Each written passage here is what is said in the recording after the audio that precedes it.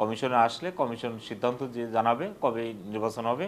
এই আপিলের শুনানি আগামী রবিবার। না, হাইকোর্ট যতবারই আমাদের কাছে যতবার কোন কপি দিয়েছেন, আমরা কিন্তু কমিশনের নির্দেশনা চেয়ে পত্র দিয়েছি যে তাকে আমরা প্রতীক দেবো কিনা বা কমিশনের কি ভিউ আছে সেগুলো জানার জন্য।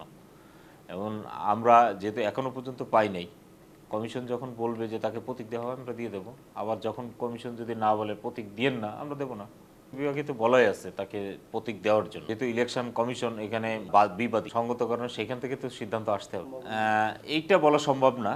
এটা হাইকোর্টের সুপ্রিম কোর্টে যেহেতু আপিল ডিভিশনের শুনানি আছে, শুনানির সিদ্ধান্তের পরে কমিশনে আসলে কমিশন সিদ্ধান্ত যে জানাবে কবে নির্বাচন হবে সেই তারিখে আমরা সাথে সাথে কমিশন সিদ্ধান্ত জানালে আমরা আবার জানাই দিব।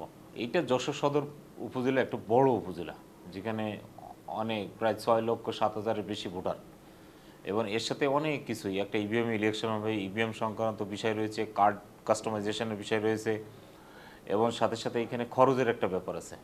এখানে কোটি কোটি টাকা সরকারি রাষ্ট্রীয় কোষাগার থেকে অর্থ ব্যয় করা হবে।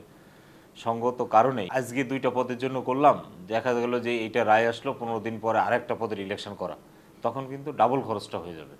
হয়তো কমিশন এগুলো তার বিবেচনায় নিয়েছে।